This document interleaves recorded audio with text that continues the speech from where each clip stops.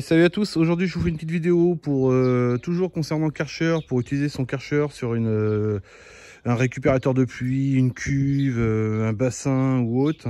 Je vous ai déjà fait voir comment moi je faisais avec le raccord, hein, j'ai juste pris un simple morceau de tuyau d'arrosage avec un clip pour pouvoir se connecter directement sur le Karcher. Quand vous allez le mettre en route, donc là je l'ai mis un petit peu en route, donc il va peut-être mettre moins longtemps à s'amorcer. Il va tourner, il va tourner, il va tourner. Pendant qu'il tourne, vous appuyez sur votre manette de pistolet pour pouvoir vidanger et purger le circuit. Et puis on fait ça ensemble. Donc là, c'est dedans. L'eau elle est volontairement sale, vous allez comprendre pourquoi. Donc là, j'allume mon Karcher. Hop, ouais, donc si ça se trouve, il s'est amorcé, on va voir ça tout de suite. Voilà.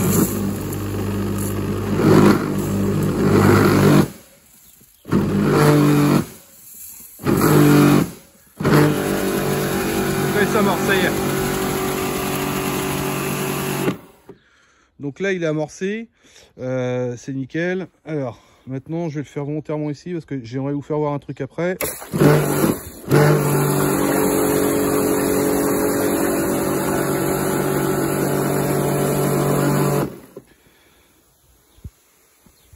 Un petit peu d'écume. Alors ce que je voulais vous faire voir, je vous l'intègre, c'est important parce que moi j'utilise souvent, et je vous l'ai déjà dit, je me connecte souvent soit sur un puits, soit sur des cuves, des récupérateurs d'eau.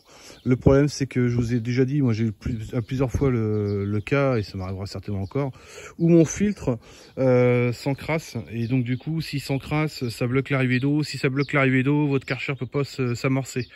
Je vous le redis parce que j'ai énormément de remontées là-dessus en ce moment, j'ai beaucoup de demandes.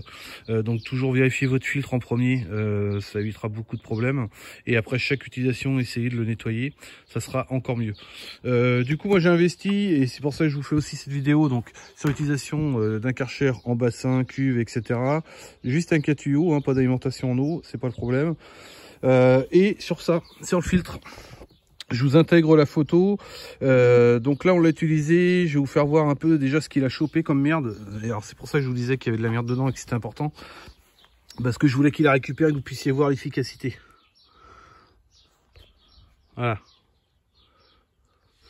Donc ça c'est, il était flambant neuf, nickel avant que je l'utilise avec vous, hein.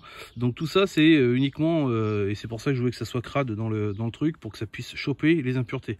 Sachant qu'il n'y a pas de crépine non plus, ni de filtre sur mon tuyau, hein, on est d'accord.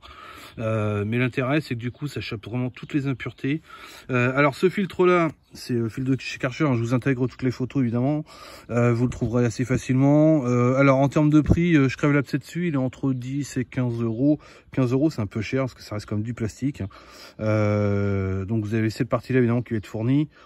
Le filtre, vous risquez pas de vous tromper. Et du coup mon connecteur de tuyau qui était ici, je l'ai évidemment mis ici. Hop, j'ai juste à brancher mon tuyau.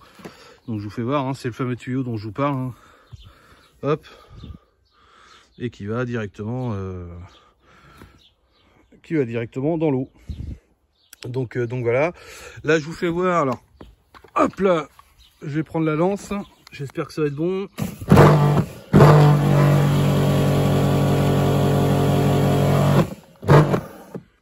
Vous voyez un peu ce qu'il chope. Donc là il a chopé des feuilles, c'est normal. Mais je voulais vraiment vous présenter parce que du coup ça vous évite, si vous êtes sur des puits, sur des récupérateurs d'eau ou autres où il y a souvent des impuretés, de vraiment filtrer. Et l'intérêt c'est de, entre guillemets, de préserver votre pompe de Karcher. Parce qu'il faut savoir que le filtre que vous avez à l'intérieur, si vous l'avez déjà démonté, vous avez dû le voir, je vous intégrerai la photo aussi dans la vidéo pour comparer les deux.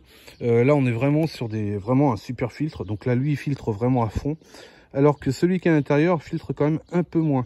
Donc l'intérêt c'est que votre pompe déjà va moins morfler. Donc c'est d'où l'intérêt, donc pour 10 euros.